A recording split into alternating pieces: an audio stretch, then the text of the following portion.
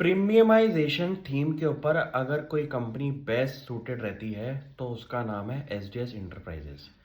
Company ने automobile space के अंदर अपनी नीश कैटेगरी के अंदर ऐसी कमांडेबल पोजीशन बना ली है जहां पे आपने नोटिस किया होगा जितनी भी गाड़ियां आज की डेट में आप नोटिस करते हैं जिनके इंटीरियर्स के अंदर आपने क्रोम फिटिंग देखी होगी और आपने हल्की सी भी छोटी छोटी चीज़ें अगर देखी है एक्सेसरीज के अंदर, वो हो सकता है कि एसडीएस एंटरप्राइजेस का प्रोडक्ट ऑफरिंग हो।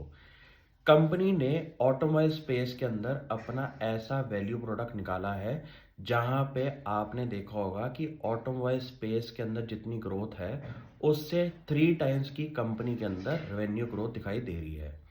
ऐसा करने से आपको इतना पता चल जाता है कि आपने जो कंपनी की इंडस्ट्री पकड़ी है वहां पे कंपनी आउट परफॉर्मेंस दिखा रही है पिछले कुछ क्वार्टर से। ये तो होगी कंपनी की थीम पे जो मैंने कंपनी को आइडेंटिफाई किया। सेकंड चीज होगी कंपनी के 9 मंथ रिजल्ट्स में आपने नोटिस किया होगा कि 35% का ग्रोथ आया रेवेन्यू के अंदर। 23% का कंपनी के एबिडा के अंदर ग्रोथ आया है। कंपनी के एबिडा मार्जिन 24-25% के हैं और कंपनी का पैट मार्जिन है अराउंड 12-13% का। प्रॉब्लम कंपनी में यहाँ पे आ रही है कि आपने नोटिस किया होगा कि कंपनी का share price all time high से अराउंड 10-15% के अभी भी डिक्लाइन पे है, इतनी बढ़िया चीज़ें करने के बावजूद।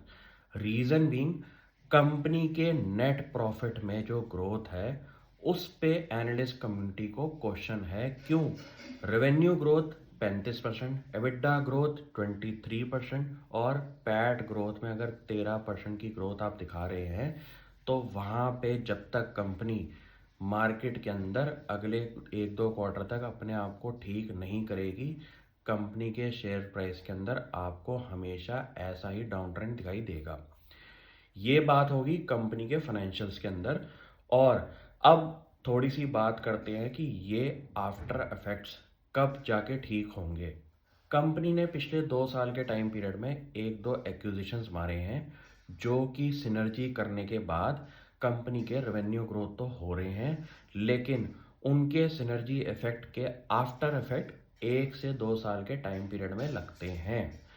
इसके बाद कंपनी अपने वापस रंग रूप पे आ जाएगी और मुझे लगता है जैसे ही इस पार्ट पे कंपनी ने अपना काम करना शुरू कर दिया वापस स्टॉक आपको बढ़िया लेवल पे दिखाई देगा।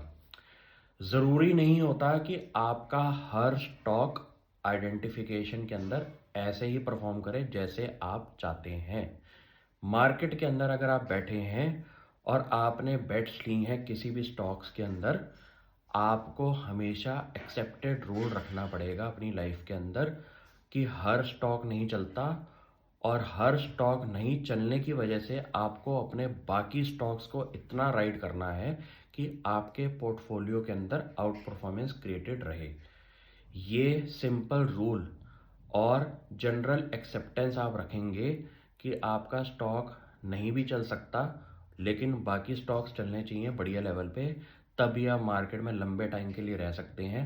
रिस्क मैनेजमेंट इसको कहते हैं, इस पे तवज्जो दीजिए।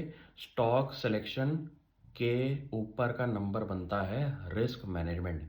ये जिस आदमी ने नहीं करी अपने पोर्टफोलियो के अंदर, वो हमेशा कंफ्यूज स्टेट ऑफ माइंड में रहेगा जब मार्केट चल रही हो आपका पोर्टफोलियो ना चल रहा हो, मार्केट गिर रही हो आपका पोर्टफोलियो और तेज़ी से गिर रहा है।